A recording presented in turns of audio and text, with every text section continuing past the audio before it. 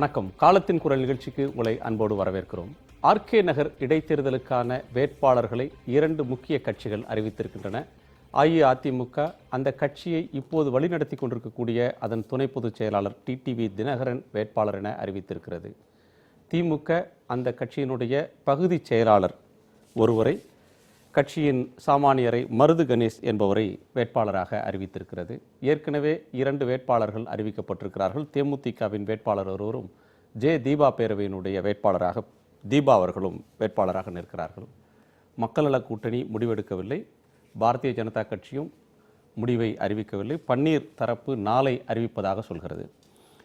இடைத்தேர்தல் பலமுனை போட்டிக்கு தயாராகக்கூடிய நிலையில் சுவாரஸ்யம் மிகுந்ததாக இருக்கும். போட்டி என்பது யாருக்கிடையில் என்பதை காட்டிலும் ஒரு இடைத்தேர்தலில் கட்சிக்கு தலைமை தாங்கக்கூடிய ஒருவரே அந்த இடைத்தேர்தலில் களம் காண்பது என்பது டிடிவி தினகரன் வேட்பாளராக அறிவிக்கப்பட்டிருக்கக்கூடிய நிலையில் அரசியல் களத்தின் முக்கியத்துவம் என்பது அதிகரிக்கிறது. எந்த நம்பிக்கையில் அவர் போட்டியிடுகிறார், அந்த தொகுதிக்கு புதிய ஒருவர், ஆர்கே நகருக்கு அதிகம் பரிச்சயம் இல்லாத ஒருவர் எந்த நம்பிக்கையில் இந்த துணிச்சலான முடிவை எடுத்திருக்கிறார்கள் என்கிற கேள்வி எழுகிறது.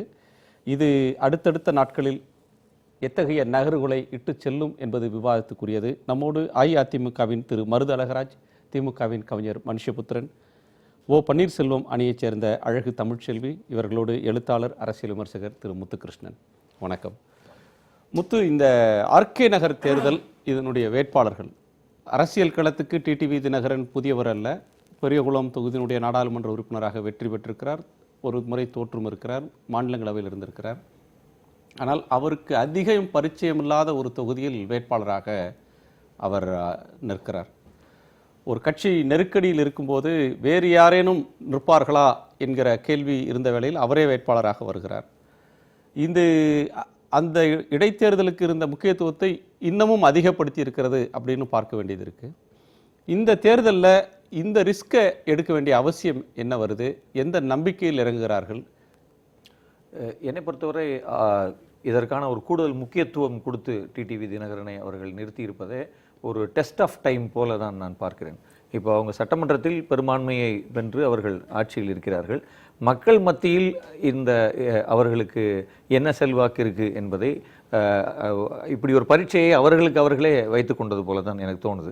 இப்பொழுது உடனடியாக டிடிவி தினகரன் நிற்க வேண்டியதில்லை. அங்கே இன்னொருத்தரை கூட சாமானியராக அவர் நிறுத்தியிருக்கலாம். ஆனால் அவர்களை பொறுத்தவரை இது அவர்களுடைய முன்னாள் முதலமைச்சர் அல்லது முன்னாள் தலைவி ஜெயலலிதா அவர்கள் அந்த தொகுதியில் இன்னாலும் தலைவிதான் என்பதால் அவங்க அந்த ஆர்கே நகர் என்கிற தொகுதிக்கு ஒரு ஸ்பெஷல் ஸ்டேட்டஸ் அல்லது ஒரு ஸ்டேட்டஸ் சிம்பிளாக அவங்க பார்க்குறாங்கன்னு எனக்கு தோணுது. அதனால் அதை அவர்கள் இங்கே ஒரு வேட்பாளரை நிறுத்தி அவர் ஜெயிக்கும் பட்சத்தில் அவர்கள் ஒட்டுமொத்த தமிழக மக்கள் சசிகலா தலைமையிலான அதிமுகவுக்கு முழு ஆதரவை கொடுக்கும் என்கிற வேற ஒரு பாசிட்டிவ் சிக்னலை இந்த தேர்தலில் எடுக்க முடியுமான்னு அவங்க பார்க்குறதா நான் நினைக்கிறேன். இல்லை, ஒரு தேர்தல் அப்படின்னு சொன்னால் அது எவ்வளோ பலம் வாய்ந்த தலைவருக்கும் எவ்வளோ பலம் வாய்ந்த கட்சிக்கும் தேர்தல் முடிவு வெளியாகிற வரையிலும் ஒரு பதைபதைப்பு இருந்துக்கிட்டே தான் இருக்கும். உள்ளூர பதைபதைப்பு இருக்கும். அது வெளியில் சிலர் காட்டிக்கொள்வார்கள், சிலர் காண்பிக்க மாட்டார்கள். ஏன்னா தேர்தல் முடிவு எப்படி வேண்டுமானாலும் போகலாம். வெற்றியும் கிடைக்கலாம், வெற்றி வாய்ப்பு இழக்கவும் நேரலாம். அப்படியான ஒரு நெருக்கடியான ஒன்றில் ஏன் இந்த அவருடைய நீண்ட ஒரு இடைவெளிக்கு பிறகு வரக்கூடிய அரசியல் அத்தியாயத்தில் இப்படி ஒரு ரிஸ்கை எதுக்கு எடுக்கிறாங்க? ரிஸ்க் என்பது நான் என்ன நினைக்கிறேன்னா, ஒருவேளை இப்பொழுது அந்த அந்த அந்த கட்சியின் தலைமை அல்லது கட்சியை வழிநடத்தக்கூடிய அந்த குடும்பம் என்பது தனக்கான ஒரு சவாலாகவும் அது பார்க்குதோன்னு நான் நினைக்கிறேன். இந்த அதிமுகவின் தலைமை ஜெயலலிதா அவர்களும் சசிகலா அவர்களுக்கு போயிருக்கிறது. அந்த குடும்பத்தார் மிக நெருக்கமாக பொறுப்புகளுக்கு வந்திருக்கிறார்கள். அந்த வேளையில் இந்த வெற்றியை அவர்கள் ஒரு லெஜிட்டிமசியை உருவாக்க, எங்களுக்கு இந்த தலைமை மாற்றம் என்பது மக்களால் ஏற்றுக்கொள்ளப்பட்டது என்கிற ஒரு வரிக்காக அவங்க இயங்கிக்கிட்டு இருக்க மாதிரி எனக்கு தோணுது. அதை அவர்கள் பெறுவதற்கு உடனடியாக அதிகாரத்தை செலுத்தி கொண்டிருந்தாலும் மக்கள் அதை அங்கீகரித்திருக்கிறார்கள் என்கிற ஒரு முத்திரை வேண்டும். அது மக்கள் ஒரு இடைத்தேர்தலையோ பொது தேர்தலையோ போட்டியிட்டு வெற்றி பெறும்போதுதான் அதற்கான லெஜிட்டிமசி வருது. அந்த லெஜிட்டிமசி இல்லாமல் தான் அப்ப இன்னைக்கு சமூக ஊடகங்களில் அல்லது பல வகையாக அவர்களின் மீது தொடர்ந்து வைக்கப்படுகிற விமர்சனங்கள், கேலி, கிண்டல் இவை எல்லாவற்றுக்கும் உடனடியாக ஒரு முற்றுப்புள்ளி வைக்க வேண்டும் என்று அவர்கள் கருதுகிறார்களோ அப்படின்னு ஒரு அப்படின்னு நினைக்கிறேன் நான். தமிழ்ச்செல்வி அவர்கள்ட்ட கேட்கணும், இந்த தேர்தல் அப்படின்றது முக்கியத்துவம் வாய்ந்தது, இன்னும் நீங்கள் வேட்பாளரை பிறகு அறிவிக்கிறதா சொல்லியிருக்கீங்க. இப்போ இதுவரையிலும் பன்னீர்செல்வம் அவர்கள் தரப்பில் சொல்லப்பட்டு வந்தது ஜெயலலிதா அவர்களுடைய மரணம் தொடர்பான மர்மம், சில சந்தேகங்கள் எழுப்பப்பட்டு உங்கள் தரப்பில் எழுப்புறீங்க. அதை கடந்து பொதுவான அரசியல் அப்படின்ற ஒன்றை சோஃபார் பேசலை. பட் அதிமுகவோட உண்மையான தொண்டர்கள் பன்னீர்செல்வம் அவர்கள் தரப்பில் இருக்கிறாங்க அப்படின்ற ஒரு கருத்தை முன்வைக்கிறீங்க. அதே வேளையில் பெரும்பாலான அதிமுக தொண்டர்கள் சசிகலா அவர்களையோ அவரால் நியமிக்கப்பட்டவர்களையோ ஏற்றுக்கொள்ளவில்லை அப்படின்ற வாதத்தை பன்னீர்செல்வம் அவர்களுடைய தரப்பு முன்வைச்சிட்டு இருக்கு. ஆனால் உங்களுடைய எதிர்பார்ப்புக்கு மாறாக அந்த கட்சியினுடைய துணை பொதுச் செயலாளரே களத்தில் நிற்கிறார். மக்கள் எங்களை ஏற்பார்கள் அப்படின்ற நம்பிக்கையோடு அவங்க களம் இறங்குறாங்க.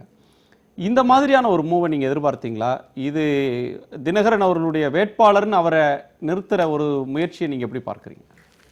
தினகரன் அவர்கள் வந்துட்டு அவரு மேல ஒரு பெரிய குற்றப்பத்திரிகை இருக்கு, பல குற்ற வழக்குகள் அவர் பின்னாடி இருக்கு, ஃபெரா வழக்கு இருக்கு. அவர் வந்து ஒரு குற்றவாளின்னு சொல்லிட்டு நீதிமன்றமே அவருக்கு தீர்ப்பு கொடுத்து 28 கோடி பணம் கட்டணும்னு சொல்லிட்டு ஃபினான்ஸ் மினிஸ்ட்ரி ஆஃப் இந்தியாவுக்கு பே பண்ணணும்னு சொன்ன உடனே இவர் நான் ரெசிடென்ஷியல் இந்தியன்னா நான் இந்தியனே இல்லைன்னு சொல்லிட்டாரு. இவருக்கு வேணும்னா இவர் நான் வந்து இந்திய குடிமகன் சொல்லிப்பாரு, இல்லைன்னா வேண்டாம்னா நான் குடிமகன் இல்லை அப்படின்னு சொல்லிப்பாரு. ஸோ இந்த மாதிரி பல குற்றங்கள்லாம் இருக்கு. அதனால இவருக்கு வந்து தகுதியே இல்ல வேட்பாளரா நிக்கிறதுக்கு. First point. செகண்ட் பாயிண்ட் வந்துட்டு பாத்தீங்கன்னா இது வந்து நிரூபிக்கப்பட்ட தேர்தல் ஆணையம் சொல்றதா நீங்க சொல்றீங்களா? நான் சொல்றேன், இங்க கேளுங்க. இது வந்து நிரூபிக்கப்பட்ட குற்றம் இது வரைக்கும். ஒரு நிமிஷம். அது he was not barred from contesting any election. அதாவது தேர்தல் ஆணையத்துல ஒரு 2 ஆண்டுக்கு மேல தண்டனையோ அல்லது லஞ்ச வழக்குல ஒரு நாள் தண்டனை பெற்றிருந்தாலோ தேர்தலில் போட்டியிட முடியாது. அவரே விரும்பினாலும் வேட்புமனு நிராகரிக்கப்பட்டுரும். அப்படியான ஒரு தடை அவருக்கு இல்லை. தகுதி இல்லை அப்படின்றது நீங்க வந்து தார்மீக தகுதியை சொல்றீங்களா, சட்ட தகுதியை சொல்றீங்களா? வியூவை பொறுத்து பாத்தீங்கன்னா இது வந்து பொதுச் செயலாளரா இருக்கிறதுக்கே சட்டப்படி ஜனநாயக முறைப்படி அந்த சசிகலாவிற்கு அவங்களுக்கே தகுதி இல்லை சட்டப்படி. சரிங்களா? பொதுச் செயலாளர் ஏன்னா 5 வருஷம் உறுப்பினரா இருக்கிறவங்க தான் பை லாஸ் படி எம்ஜிஆர் போட்ட சட்டப்படி 5 வருஷம் இருக்கணும் அப்படின்னு. அவங்க அது கிடையாது. அதனால தான் இப்ப தற்காலிக பொதுச் செயலாளர் இருந்தாங்க. அவங்க ஜெயிலுக்கு போறதுக்கு முன்னாடி உடனே இவரை இணை பொதுச் செயலாளர் ஆக்கிட்டாங்க. இவர் எப்ப 5 நிமிஷம் முன்னாடி வந்தவர் கட்சிக்கு. ஏன்னா இவர் ஒதுக்கி வைக்கப்பட்டார், எந்த காலத்திலயோ தூக்கி ஒதுக்கி எரியப்பட்டார் அம்மா அவர்களால. 5 நிமிஷம் இவங்க 5 வருஷம் சொல்லியிருக்காரு எம்ஜிஆர். இவங்க 5 நிமிஷத்துக்கு முன்னாடி வந்த உடனே இவர் இணை பொதுச் செயலாளரா போடுறாங்க. இது துணை பொதுச் செயலாளரா போடுறாங்க. இது எந்த விதத்துல நியாயம்? சோ அப்படி இருக்கும்போது அதுவும் சட்டப்படி குற்றம். 1.5 கோடி அதெல்லாம் உங்க கட்சியோட பிரச்சனை, அதெல்லாம் அதிமுகவுடைய உட்கட்சி பிரச்சனை. ஒரு வேட்பாளராக மக்கள்கிட்ட போய் நிற்கிற ஒரு துணிச்சலை அவங்க வெளிப்படுத்துறாங்க. துணிச்சலை வெளிப்படுத்திட்டா பொதுவா மக்கள் ஏத்துக்கணுமே. துணிச்சலா எல்லாருக்கும் நிறைய பேருக்கு மக்கள் ஏற்கறாங்களா இல்லையான்றது பெட்டியை திறக்கும் போது ஓட்டு எண்ணும் போது தெரியும். மக்கள் எல்லாம் ஓபிஎஸ் ஐயா பக்கம்ல இருக்காங்க. சொல்லுங்க, எந்த பெட்டி? பண பெட்டியா வாக்கு பெட்டியாங்கிறது? பெட்டி தான் சார், மின்னணு வாக்குப்பதிவு இயந்திரம் தான் சார். பண பெட்டியை கூட கொடுத்து வின் பண்ண ட்ரை பண்ணுவாங்க. இவங்களோட கணக்கே என்ன? இன்னைக்கு வேட்பாளர், நாளைக்கு சட்டமன்ற உறுப்பினர் பணத்தை கொடுத்து நாளானைக்கு முதலமைச்சர். இதுதாங்க அவங்க சொல்லியிருக்கிறாரு. 4.5 ஆண்டு காலமும் எடப்பாடி பழனிசாமி தான் இருப்பார், அதுல எந்த மாற்றமும் இல்லை. எந்த அளவுக்கு அவங்க அதை வந்து கொண்டு போறாங்கன்னு பாப்ப. நாளைக்கு ஏன் சொல்ல மாட்டாங்க? நேத்து சசிகலா நான் அரசியலுக்கு வர மாட்டேன், வேறு யாரையேனும் நிறுத்தினால் அது எதிர்கொள்ளக்கூடிய பிரச்சனையை காட்டிலும் அதிமுகவுடைய இன்றைய தலைமையாக நிர்வாக தலைமையாக அந்த கட்சியை நடத்தி கொண்டிருக்கக்கூடிய தினகரன் அவர்கள் பெரிய தவறு. அவரே நிற்கிறாருன்னு சொன்னா அதுக்கு ஒரு அரசியல் தைரியம் இருக்கு மக்களை பார்க்க. நான் ரொம்ப ஆச்சரியப்படுறேன். ஏன்னா அவர் அவ்வளவு தைரியத்தோட மக்களை பார்க்கிற, அவர் இவ்வளவு கோடி மக்கள் வெறுப்ப சம்பாதிச்சுக்கிட்டு எப்படி இவர் மக்களை பார்க்க தயாராகிறாரு, அவரோட துணிச்சலை நாங்க பாராட்டுறோம். இந்த துணிச்சல் பாராட்டத்தக்கதா மருது? முதல்ல நீங்க சொன்னீங்க எப்படி இவங்க போட்டியிடுறதுக்கான முடிவை எடுத்தார் துணை பொதுச் செயலாளர் டிடிவி தினகரன். இந்த தேர்தலை சந்திப்பதற்கான ஒரு முடிவை அவர் எடுத்ததற்கு என்ன காரணம் அப்படின்னு எல்லாரும் கேட்குறீங்க. தைரியம் முதல் டி, தில்லு 2வது டி, விக்ட்ரி 3வது வி. அவரை பொறுத்தவரை இந்த மாவீரன் அலெக்சாண்டர் என்ன பண்ணானா, ஒரு முறை ஒரு அரங்கத்தில் தன்னுடைய தளபதிகளை வச்சு பேசுகிற போது இந்த அரங்கத்தில் அமர்ந்திருக்கும் 2000 தளபதிகளேன்னு ஆரம்பிச்சாராம். உடனே உதவியாளர் வந்து அங்கேருந்து ஒருத்தர் எழுந்து சொல்லியிருக்காரு, அலெக்சாண்டர் சார் இங்கே இருப்பது 1000 பேர் தான் அப்படின்னு. அப்போ அந்த மாவீரன் அலெக்சாண்டர் சொன்னாராம், நீங்கள் 1000 பேர், ஆனால் நான் ஒருவன் 1000 அல்லவான்னாராம். ஒரு நல்ல படையை வழிநடத்தக்கூடிய தலைவனுக்கு முதல்ல தைரியம் இருக்கணும். தைரியம் இல்லாதவன் குரங்க குட்டியை விட்டு ஆழம் பார்ப்பான். துணிச்சல் உள்ளவன் ஆழத்தை நானே இறங்கி பார்க்குன்னு இறங்குவான். இப்போ அந்த துணிச்சலோடு அவர் இன்றைக்கு களத்தில் இறங்கியிருக்கார். இவர் இறங்கலை, இன்னொருத்தரை நிறுத்தியிருந்தா இவரே இறங்கியிருக்கலாம்ல, இவருக்கு எங்கே போனது தைரியம் என்று இப்படியும் பேசுவார்கள். இப்போ அன்பு சகோதரி பேசுகிற போது சொன்னார், அவர் கட்சிக்கு 5 நிமிஷம் தான் அப்படின்னு. மெய்த்திருப்பதும் மேவென்ற போதினும் இத்திரு துறந்து ஏகின்ற போதினும் சித்திரத்தின் அன்றளந்த செந்தாமரை ஒத்திருந்த முகத்தனை முன்வான்னு கம்பராமாயணத்தில் ஒரு செயல் உண்டு. நாட்டுக்கு முடிசூடுன்னு தர்மர் சொன்ன போதும் சிரித்து கொண்டே போனவன் ராமன். இல்லை இல்லை, இரவுக்குள் சதி விளையாடி நீ 12 காலங்கள் நீ காட்டுக்கு போ என்று காட்டுக்கு போ சொன்ன போதும் சிரித்துக்கிட்டே போனானா ராமன். அதுபோல அம்மா கூப்பிட்டு பெரிய குலத்தினுடைய நாடாளுமன்ற வேட்பாளராக நிறுத்தின போதும் சிரிச்சுட்டு தான் போனார். 99 2004 தோற்ற போதும் சிரிச்சுட்டு தான் வந்தார். அதற்கு பிறகு அம்மா மாநிலங்களவை உறுப்பினராக பதவி கொடுத்த போதும் சிரிச்சுக்கிட்டு தான் ஏற்றுக்கினார். அதற்கு பிறகு அம்மாவே கழகத்தின் பொருளாளர், அம்மா பேரவையினுடைய மாநில செயலாளர், இப்படி பல பதவிகளை கொடுத்து அழகு பார்த்த போது கூட எப்பொழுதுமே உயர்வையும் தாழ்வையும் இன்முகத்தோடு ஏற்றுக்கொள்கிற பக்குவம் கொண்ட அவர் அம்மாவால் பல காலம் ஒதுக்கி வைக்கப்பட்டார். 5 நிமிஷம் முதலமைச்சர் பதவி இல்லைன்னு உடனே தியானம் என்ன, சின்னத்தை முடக்குவதற்கு திட்டம் என்ன. இன்னைக்கு பார்த்தீங்கன்னா அம்மாவை அழிப்பதற்கே உருவாக்கப்பட்ட ஒரு தொலைக்காட்சிக்கு பிரத்யேக பேட்டி கொடுத்து கொண்டிருக்கிறார் அதிமுகவினுடைய அமைப்பாளர் நிறுவனர் திரு பன்னீர்செல்வம். ஆனால் பலகாலம் ஒதுக்கி வைக்கப்பட்ட போது கூட இந்த இயக்கத்திற்காக கடுகளவு கூட துரோகத்தை கிடைக்காமல் காத்திருந்தார் பாருங்க. அந்த காத்திருப்புக்கு கிடைத்திருக்கக்கூடிய உயர்வு தான் துணை பொதுச் செயலாளர், இன்றைக்கு களத்திலே வேட்பாளர், நாளைக்கு சட்டமன்ற உறுப்பினர், அனைத்திந்திய அண்ணா திராவிட முன்னேற்ற கழகத்தினுடைய அம்மாவின் மறைவுக்கு பிறகு திசை தெரியாது ஒரு நடுக்கத்தோடு இந்த இயக்கம் என்னாகுமோ என்று பயந்து கொண்டிருந்தார்களே இந்த பாசத்திற்குரிய தொண்டர்கள். இவர்களை வழிநடத்தக்கூடிய ஒரு தலைமையை ஆர்கே நகர் அடையாளம் காட்டிவிட்டது. ஆர்கே நகருக்கு அவர் புதியவர். ஆமா, அங்க பொதுவாக எல்லோராலும் ஏற்றுக்கொள்ளப்பட்ட ஒரு தலைவர் அப்படின்ற ஒரு மிக அருமையான கேள்வி. தஞ்சையிலிருந்து இவர் பெரிய குலத்துக்கு வேட்பாளராக அறிவிக்கப்பட்ட போது இதே விமர்சனம் எழுந்தது. இல்ல அதுக்கு 2 அம்சங்கள் இருக்கு. அதுக்கு பெரியகுளம் வாக்காளர்களுக்கும் தஞ்சை வாக்காளர்களுக்குமான வேறொரு காரணி இருக்கிறது. வெவ்வேறு காரணங்களால வேட்பாளர்கள் தொகுதிகளோடு நெருங்குகிறார்கள், வாக்காளர்களோடு நெருங்குறாங்க. ஆனா அப்படியான எந்த காரணமும் ஆர்கே நகரோட இல்ல. ஆர்கே நகர்ல வாழக்கூடிய எந்த பெரும்பான்மை சமூகத்தை சேர்ந்தவர் 2001க்கு பிறகு நடந்த அனைத்து சட்டமன்ற தேர்தல்களிலும் 2001 நடைபெற்ற அனைத்து சட்டமன்ற தேர்தல்களிலும், இன்னும் சொல்ல போனால் 2006 திமுக ஆட்சிக்கு வந்த தேர்தலில் கூட அங்கே அனைத்து இந்திய அண்ணா திராவிட முன்னேற்ற கழகம் தான் வெற்றி பெற்றது. அது அதிமுகவினுடைய ஒரு பலமான கோட்டை தான்.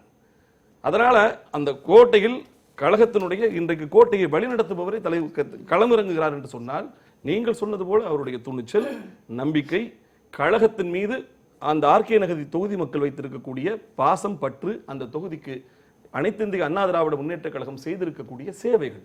ஆக எவ்விதத்திலும், இன்னும் சொல்ல போனால் எல்லோரும், நான் திருப்பி சொல்றேன், முன்பு சொன்னது தான் இப்பவும் சொல்றேன், நம்பிக்கை வாக்கெடுப்பின் போது எத்தகைய பரிகாசத்தை நாங்கள் எதிர்கொண்டோமோ, எத்தனை கேலி கிண்டல்களை எதிர்கொண்டோமோ, எத்தகைய உளவியல் தாக்குதல்களை ஊடகங்கள் தொடுத்ததோ, வலைதளங்களை வாய்மைதனை கொலை செய்யும் கொலைக்களங்களாக்கி எப்படியெல்லாம் அவதூறுகள் இந்த இயக்கத்தின் மீது விதைக்கப்பட்டதோ அதே அவதூறுகள் இப்பொழுதும் நடக்கும். இவை எங்கே நடக்கும்? ஊடகத்தில் நடக்கும், ஃபேஸ்புக்கில் நடக்கும், வாட்ஸ்அப்பில் நடக்கும். ஆனால் களத்தில் அனைத்து இந்திய அண்ணா திராவிட முன்னேற்ற கழகம் முடிசூட்டி காட்டும். இந்த தேர்தல் என்பது எங்கள் மீது தொடுத்திருக்கக்கூடிய அவதூறுகளை துடைத்தெறிகிற ஒரு வாய்ப்பாக நாங்கள் கருதுவோம். எங்கள் மீது தொடுத்திருக்கக்கூடிய பொய்யையும் புரட்டையும் தகர்த்து காட்டுவோம். ஆர்கே நகர் என்பது அனைத்து இந்திய அண்ணா திராவிட அவதூறுகளுக்கான டெஸ்ட். அது அவதூறு மெய்யா, நிச்சயமாக அவதூறா, நிச்சயமாக இவை பொய்யாகி போகும் என்பதற்கு இந்த தேர்தலின் முடிவு நிச்சயமாக தமிழ்நாட்டு மக்களுக்கு மட்டுமல்ல, ஒட்டுமொத்த, இன்னும் சொல்ல போனா ஊடகவியலாளருக்கு கூட ஒரு தெளிவை கொடுக்கும். ஊடகவியலாளர்களுக்கு தெளிவு ஆர்கே நகர்ல பிறக்கும். நிச்சயமாக குறுக்கிட்டீங்க. குறுக்கிட்டேன். எதுக்கு குறுக்கிட்டேன்னா, அந்த நிறைய பிரச்சனைகளுக்கு பிறகு நாங்க வெற்றி காண்டோம் அன்னைக்கு அப்படின்னு சொன்னாரு. அது கூவத்தூர்ல இருந்து. இப்ப 2 லட்சம் வாக்காளர்களை அந்தமான்ல ஏதாவது அடைச்சு வைக்க பிளான் இருக்கான்னு கொஞ்சம் கேட்டுக்கோங்க. அந்த ஒரு விஷயம் மட்டும் I want to get clear. சரிங்களா? ஏன்னா 2 லட்சம் வாக்காளர்களை அடைச்சு வச்சு நேரா வாக்கு போட கூட்டிட்டு வந்தா தான் இவர் சொல்ற விஷயங்கள் நடக்கும். சரிங்களா? அந்த ஒரே ஒரு விஷயம் மட்டும்தான், வேற ஒண்ணும் இல்ல. இன்னொன்னு சகோதரி அப்புறம் ஒரு விஷயம் சகோதரி அனைத்து இந்திய அண்ணா திராவிட முன்னேற்ற கழகத்துக்கு எப்ப வந்தாங்கன்னு தெரியல. இந்த இயக்கத்தினுடைய நிறுவனராக இருக்கக்கூடிய இவர்கள் இப்ப டாலர்ல அம்மா நெஞ்சிலேயே சுமந்திருக்கக்கூடிய அந்த செயின்ல போட்டிருக்காங்க அம்மா படத்தை. அம்மா கூட 89 அனைத்து இந்திய அதிமுக பிளவு விட்ட போது சட்டமன்ற உறுப்பினர்களை எல்லாம் பஸ்ல ஏத்தி கொடைக்கானல் ஊட்டிக்கு கூட்டிட்டு போய் KKSSR உடைய மில்லுல தான் உட்கார வச்சிருந்தாங்க. அப்ப இவர்கள் சொல்வது போல அம்மாவும் இன்றைக்கு எம்எல்ஏக்களை கடத்தி வைத்து ஜனநாயகத்தை படுகொலை செய்தார் என்று தான் அவர் பழிக்கிறார் என்று நான் நினைக்கிறேன். இஷ்யூஸ் பத்தி நம்ம பேசிக்கிட்டு இருக்கோம், சரிங்களா? இப்ப ரீசன்ட் இஷ்யூஸ் பத்தி நம்ம பேசிக்கிட்டு இருக்கோம். அப்ப அம்மாவை பத்தி அவர் தவறா பேசுறாரா? எடப்பாடி பழனிசாமிக்கு ஒரு அளவுகோல், ஜெயலலிதா அவர்களுக்கு ஒரு அளவுகோலா? எது? 89 கட்சி பிரிந்த போது அவருடைய ஆதரவு எம்எல்ஏக்களை அழைத்து கொண்டு ஊராக மாநிலமாக போனாங்க. சரி. அது ஜெயலலிதா அவர்கள் தலைமையில் இருந்த 28 29 எம்எல்ஏக்களை பாதுகாக்கிறதுக்கு அவங்க போனாங்க. பாதுகாக்கிறதுன்றது வேற, இது வந்து டோட்டலி இஷ்யூஸ். இதுவும் அடைச்சு வச்சதுதான். இதுவும் வேற. இது என்னெல்லாம் நடந்ததுன்னு நமக்கு தெரியும், உலக மக்களுக்கே தெரியும். இதேதான் அன்னைக்கு நடந்தது. அவ்வளவு நாள்லாம் யாருமே கூட்டிட்டு போய் அடைச்சு வைக்கல, சரிங்களா? அவ்வளவு நாள் வந்து இல்ல. அப்புறம் இன்னொரு விஷயம் சொன்னார், முதலமைச்சர் பதவியை கேட்ட உடனே அவர் வந்து தியானம் பண்ணாரு. அட்லீஸ்ட் இவர் தியானமாவது பண்ணாரு. இவங்க சத்தியம் அடி 3 அடி அடிச்சாங்க. அதெல்லாம் ரொம்ப தப்பு, சரிங்களா? இவர் தியானம் பண்ணி பொறுமையா நேர்மையா என்ன பண்ணணும் அம்மாவோட ஆன்மா கிட்ட விசாரிச்சுட்டு அதுக்கப்புறம் அவர் முடிவெடுத்தாரு. முதலமைச்சர் பதவி கேட்ட உடனே அப்படின்றாங்களே, ஏன் இவங்க ஏன் கேட்டாங்க? அதைத்தான் நான் கேட்கிறேன். இவங்க ஏன் பேராசைப்பட்டு கேட்டாங்க? இவங்க இப்ப உங்ககிட்ட ஒரு பொருள் இருக்கு, உங்க அம்மா கொடுத்த பொருள் அது. நான் கேட்கிறேன், நான் தப்பா இல்ல நீங்க கொடுக்க மாட்டேன்னு சொல்றீங்களே, நீங்க தப்பானவரா? சொல்லுங்க, யார்கிட்ட பேராசை இருக்கு? கேட்க கூடாது தானே? நான் உங்களோட ஐட்டத்தை, உங்களோட பொருள், உங்களோட அம்மாவோட பொருள் கேட்க கூடாது. 3 முறை முதலமைச்சராக வாய்ப்பு கொடுத்த ஒரு இயக்கம் 4வது முறையான வாய்ப்பை தனக்கு தரவில்லை என்று சொன்ன உடனேயே இந்த இயக்கமே இருக்கக்கூடாது என்று நினைப்பதை விட சுயநலம், பதவி பித்து, பதவி வெறி வேறொன்று உண்டுல.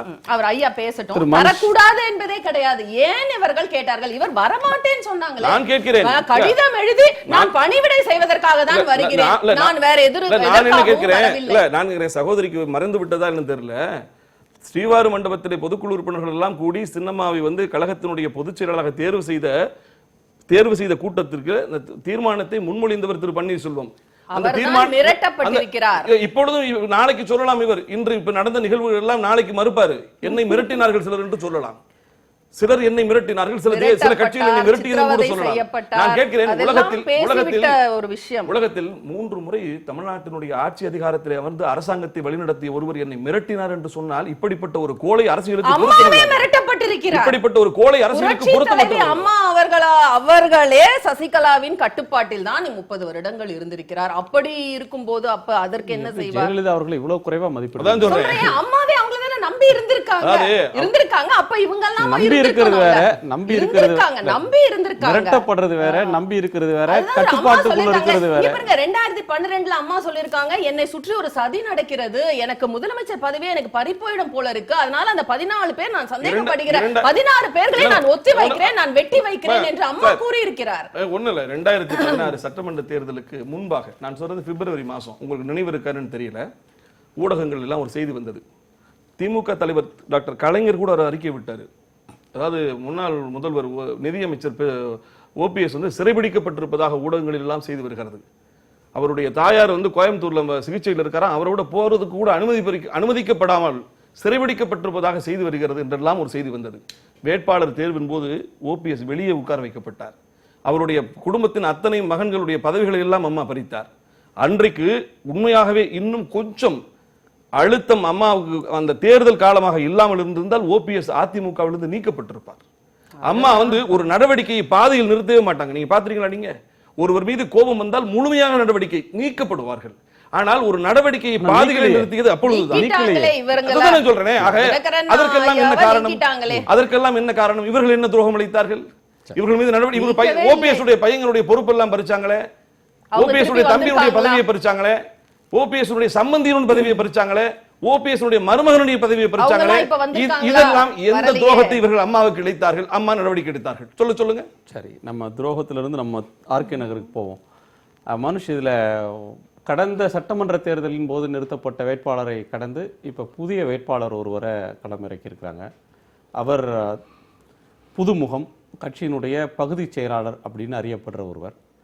இப்போ ஒரு துணை பொதுச் செயலாளர் ஆளும் கட்சியாக இருந்து அதிமுக இந்த தேர்தலை சந்திக்கிறது. அவங்க கட்சிக்குள்ள அதிருப்திகள், அந்த பிரச்சனைகள் ஒரு புறம் இருந்தாலும் அதிலிருந்து மீண்டும் மக்கள் எங்களை ஏற்றுக்கொண்டார்கள் அல்லது மக்களுடைய அதிருப்தி கடந்து மக்கள் எங்களை ஏற்றுக்கொண்டார்கள் அப்படின்னு காட்டுறதுக்காக இந்த மாதிரியான ஒரு ரிஸ்கை அதிமுகவுடைய இன்றைய தலைமை எடுக்கிறது அப்படின்னு பார்க்கிறதா? இன்னொன்று, அவருடைய மொத்த பேட்டிகள், திரு டிடிவி தினகரனுடைய பேட்டிகளில் பார்த்தீங்கன்னா ஒரே ஒரு விஷயத்தை தான் திரும்ப திரும்ப சொல்கிறார்.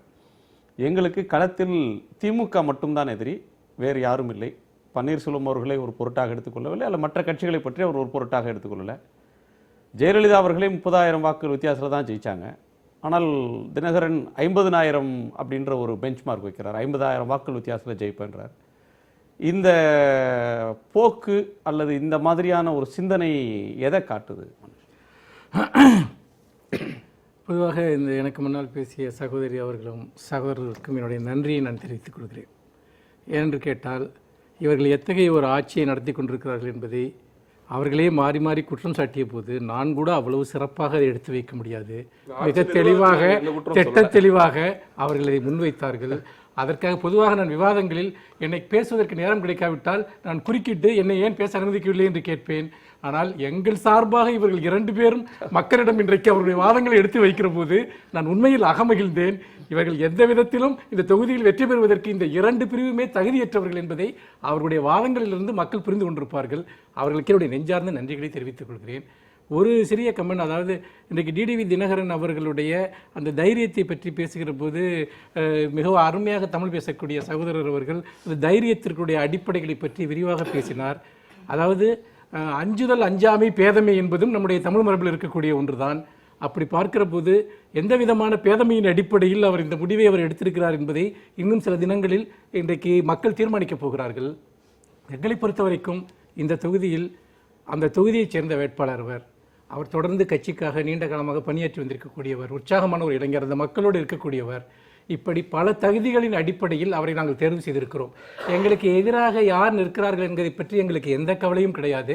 அந்த அடிப்படையில் நாங்கள் எங்கள் வேட்பாளரை தேர்வு செய்யவில்லை. அந்த தொகுதியைச் சேர்ந்த 17 பேர் விருப்ப மனு கொடுத்திருக்கிறார்கள். அவர்களில் இவரும் ஒருவர். இவரை தகுதியாக தலைமை கருதி இன்றைக்கு அந்த இடத்தை அவர்களுக்கு நாங்கள் கொடுத்திருக்கிறோம். இன்னொன்று, அவர் மீது பார்த்தீர்கள் என்றால் நீதிமன்றத்தில் எந்த விதமான அபராதம் விதிக்கப்படவில்லை, எந்த விதமான குற்றச்சாட்டுகளும் அவர் மீது இல்லை. இன்னும் சொல்லப்போனால் அவர் வேறு யாருடைய ஒரு கட்சியினுடைய பிரதிநிதியாக அவர் நிற்கிறாரே ஒழிய யாருடைய நிழல் அதிகாரத்தினுடைய பிரதிநிதியாகவும் அவர் இங்கு நிற்கவில்லை. எல்லாவற்றையும் விட இன்றைக்கு டிடிவி தினகரன் அவர்கள் இங்கு நிறுத்தப்பட்டிருப்பதை அது சசிகலா அவர்கள் நிற்க முடியாதனால் அவர் இங்கே நிறுத்தப்பட்டிருக்கிறார் என்பதுதான் பொதுவாக இருக்கக்கூடிய ஒரு பார்வை. அப்படி பார்க்கிற போது சசிகலா அவர்களை மக்கள் எப்படி பார்க்கிறார்களோ அப்படித்தான் டிடிவி தினகரன் அவர்களையும் பார்ப்பார்கள். சசிகலா அவர்கள் மேல் இருக்கக்கூடிய எல்லா சந்தேகங்கள், குற்றச்சாட்டுகளும் அவரையும் சார்ந்தது. தங்களுடைய அதிகாரத்தை, தங்கள் குழுவினுடைய அதிகாரத்தை நிலைப்படுத்திக் கொள்வதற்காக அவர் வேட்பாளராக நிறுத்தப்பட்டிருக்கிறார் என்பதுதான் என்னுடைய கருத்து. அதை பற்றி நாங்கள் எந்த விதத்திலும் கவலைப்படவில்லை. இவர்கள் எத்தனை அணிகளாக பிரிந்து நிற்கிறார்கள் என்பதை பற்றியும் எங்களுக்கு கவலை இல்லை. கடந்த சில மாதங்களாக இவர்கள் நடத்திய அரசியல் நாடகங்கள், தொடர்ந்து இந்த ஆட்சியினுடைய நிர்வாக சீர்கேடுகள், அதன் அடிப்படையில் மக்களிடம் ஏற்பட்டிருக்கக்கூடிய மிகப்பெரிய அதிருப்தி, இந்த அடிப்படையில் தான் நாங்கள் இந்த தேர்தலை சந்திக்கிறோம். அதிமுக ஆட்சியில் இருக்கக்கூடிய ஒரு கட்சி தன்னுடைய அனைத்து பலத்தோடையும் தேர்தலை எதிர்கொள்ளும். அப்போ அந்த கட்சியினுடைய தலைமை அதை வழிநடத்தக்கூடிய இடத்துல இருக்கிறவங்களே நிற்கும்போது அது இன்னமும் ஒரு மிக வலுவான வேட்பாளரை களத்தில் நிறுத்தியிருக்கு. அதிமுகவில் இதை காட்டிலும் ஒரு வலுவான வேட்பாளர் அப்படின்னு ஒருவரை அவங்க சொல்ல முடியாது. ஆனால் திமுக ஒரு புது முகத்தை இறக்கியிருக்கு. அந்த கட்சிக்கு பலவீனம் இருக்கு. ஆளும் தரப்புல இருக்கக்கூடிய உள்குழப்பத்தில் அவர்கள் பலவீனப்பட்டு நிற்கிறாங்க. எனவே நாம் புதுமுக வேட்பாளர் நிறுத்தினா கூட வெற்றி பெற்ற முடியும் அப்படின்னு திமுக கணக்கு போடுதா? திமுக எந்த தேர்தலில் நிற்கக்கூடிய ஒவ்வொரு வேட்பாளருமே அவர் தன்னளவில் பலம் பொருந்திய வேட்பாளர் தான். அதில் எந்த சந்தேகமும் கிடையாது. நான் பலமற்றவர்னு சொல்லல, ஒரு புதுமுகத்தை நிறுத்தி இருக்கீங்க அப்படின்னு கேட்குறேன். நீங்கள் தான் இளைஞர்களுக்கு வாய்ப்பு கொடுக்கணும், அந்த கட்சி இளைஞர்களை மேலே கொண்டு வரணும்னா நிறைய குற்றச்சாட்டுகளை சொன்னீங்க. நாங்கள் இப்போ அதை சரி நம்ம இனிமேல் புதுமுகங்களுக்கு நிறைய வாய்ப்பு கொடுக்கணும்னு ஆரம்பிச்சா இப்படி கேட்குறீங்க. நாங்கள் என்ன தான் பண்ணணும்னு நீங்கள் சொல்லுங்கள், அதன்படி நாங்கள் செயல்படுறோம். என்ன அதனால நீங்கள்லாம் சொல்கிறதெல்லாம் கேட்டு தான் நாங்கள் நிறைய இளைஞர்களுக்கு வாய்ப்பு கொடுக்க ஆரம்பிச்சிருக்கோம். அதனால உங்களுடைய பாராட்டுக்களையும் ஆதரவையும் ஊடகங்கள் எங்களுக்கு கொடுக்க வேண்டும் என்பதுதான் எங்களுடைய கோரிக்கை. அதுதான் இந்த இடத்தில் நான் சொல்லக்கூடியதாக இருக்க முடியும். இன்னொன்று, களத்தில் நிற்பது ஒரு தனிநபர் அல்ல, ஒரு கட்சி, ஒரு இயக்கம். என்ன தலைவர் கலைஞர் அவர்கள் களத்தில் நிற்கிறார், இந்த இயக்கம் இருக்கிறது, செயல் தலைவர் அவர்கள் இருக்கிறார், உதயசூரியன் என்கிற சின்னம் இருக்கிறது. நாங்கள் கடந்த 5 ஆண்டுகளாக இந்த ஆட்சிக்கு எதிராக நடத்திய போராட்டங்கள் களத்தில் இருக்கின்றன. இது எல்லாம் சேர்ந்துதான் ஒரு வேட்பாளரை ஒழிய ஒரு தனிநபர் என்பவர் ஒரு வேட்பாளர் அல்ல. முத்துகிருஷ்ணன், இதில் இன்னொரு பேசப்பட வேண்டிய அம்சம் அப்படின்னு பார்த்தா, இரட்டை இலை சின்னம் அதை வந்து எங்களுக்குத்தான் சொந்தம்னு சொல்லி பன்னீர் அணி சொல்கிறது. அவங்க தேர்தல் ஆணையம் வரையிலும் போயிருக்கிறாங்க. திரு தினகரன் அவர்களும் அழுத்தம் திருத்தமாக சொல்கிறார், இரட்டை இலை தான் இந்த முறையும் வெல்லும், இந்த தேர்தலில் மட்டும் இல்லை அடுத்த தேர்தல்கள்லையும் இரட்டை இலை வெல்லும் அப்படின்னு சொல்கிறாங்க. அந்த சின்னம் என்பது ஒரு மிக முக்கியமான ஒரு அம்சமாக அந்த கட்சிக்கு இருக்கிறது. வாக்குகளை பெற்றுத்தரக்கூடிய ஒரு இது வசீகரம் அந்த சின்னத்துக்கு இருக்குது. இப்போ அதை முடக்குவதற்கான முயற்சிகள் இன்னொரு தரப்பில் மேற்கொள்ளப்படுது. இது ஒரு புறத்தில் அதிமுகவில் நடக்கிற உள் கட்சி பிரச்சனை. இன்னொரு புறத்தில் பார்த்தீங்கன்னா திமுக மக்கள் நல கூட்டணியில் இருக்கக்கூடிய கட்சிகளும் இதர கட்சிகளும் கூட எங்களை ஆதரிக்கணுன்ற கோரிக்கை வைக்கிறாங்க. அது மக்கள் நல கூட்டணியில் இருக்கிற 3 கட்சிகளில் 2 கட்சி அதற்கு சாதகமாகவும் இன்னொரு கட்சி அதற்கு எதிர்ப்பாகவும் பேசுவதாக செய்திகள் கசிகின்றன. இந்த கட்சிகள் எடுக்கக்கூடிய முடிவு, சின்னம் இருக்கக்கூடிய நிலை அப்படின்றது என்ன மாதிரியான தாக்கத்தை ஏற்படுத்தும்?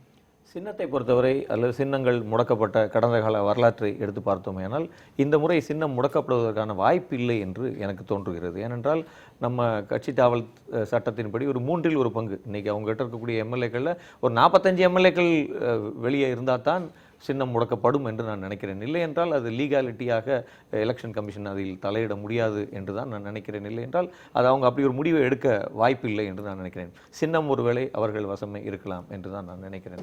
இன்னொரு பக்கம் இப்போ உடனடியாக ஒரு கூட்டணி கட்சிகளுக்கான ஒரு அழைப்பு என்பது எனக்கு என்னமோ கூட்டணி கட்சிகளுக்கு இந்த தேர்தலில் ஒரு பெரிய செல்வாக்கு ஆன ஒரு ரோல் இருக்குமா என்று தெரியவில்லை. ஏன்னால் கடந்த ஒரு 5-10 வருஷத்துக்குள்ளே இருக்கக்கூடிய இடைத்தேர்தல்களை எடுத்து பார்த்தா கூட்டணி கட்சிகளுக்கு இடைத்தேர்தல்களில் பெரிய ஒரு பலம் பொருந்திய ரோல்ஸ் கொடுக்கப்பட்டதில்லை.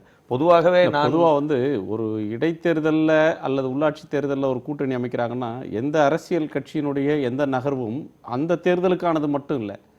இப்போது இந்த சந்தர்ப்பத்தில் ஆதரவை பெறுவது என்பது அடுத்து வர்ற தேர்தலில் ஒரு கூட்டணியாக மலர்வதற்கு அதற்கான முதலீடாகத்தான் இதை பல தருணங்களில் பார்த்துருக்கோம்.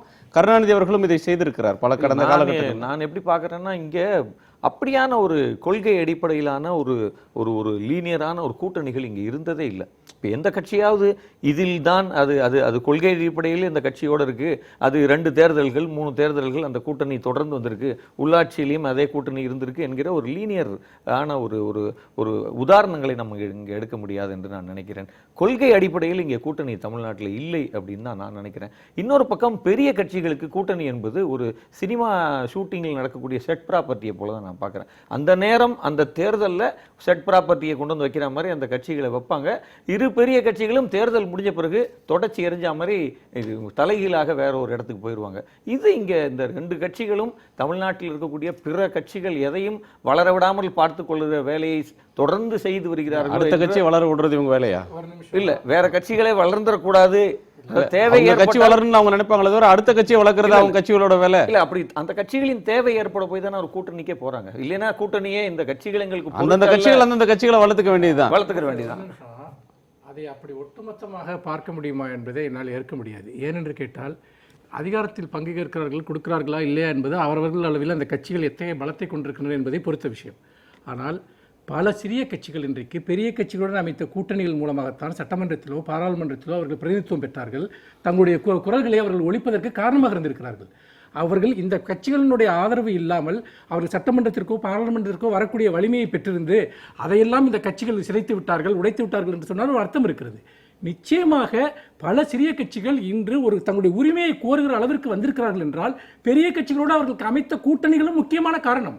அதன் அடிப்படையில் அவர்களுக்கு கிடைத்த வாக்குகள் பிரதிநிதித்துவமும் ஒரு முக்கியமான காரணம். இது டூ வே டிராபிக் தான். சிறிய கட்சிகளுடைய சில ஆயிரம் ஓட்டுகள் வெற்றி வாய்ப்பு தீர்மானிக்கும் போது பெரிய கட்சிகளுக்கு அவை தேவை. அப்படி இருக்கிற போது பயன்படுத்தி கொண்டு விட்டு விட்டார்கள் என்பது போன்ற வாதம் அர்த்தமற்றது. இல்ல, நான் அந்த இடத்துல இந்த பெரிய கட்சிகளால் பலனடைந்திருக்கின்றன, பிரதிநிதித்துவம் பெற்றிருக்கிறார்கள், தங்களுடைய பெரிய கட்சிகளும் ஆட்சி அதிகாரத்தை கைப்பற்றி இருக்கின்றன. சிறிய கட்சிகள் எம்எல்ஏவா இருந்திருப்பாங்க, இவங்க அமைச்சராக இருக்காங்க.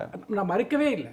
அப்படி பார்க்கிறப்போ சிறிய கட்சிகள் எந்த பயனையுமே இந்த கூட்டணிகளால் அடையவில்லை என்பது போன்ற ஒரு தோற்றத்தை ஏற்படுத்துவது இல்ல, நான் அப்படி அதை சொல்ல ஏற்க வரல. முடியாது. இல்ல, ஒரு நான் அப்படி இடைவேளைக்கு சொல்ல பிறகு வரல. பேசலாம். இந்த தேர்தலில் அவதூறுகளுக்கு முற்றுப்புள்ளி வைப்பதாக இருக்கும் அப்படின்ற ஒரு கருத்தை மருது முன்வைத்தார்.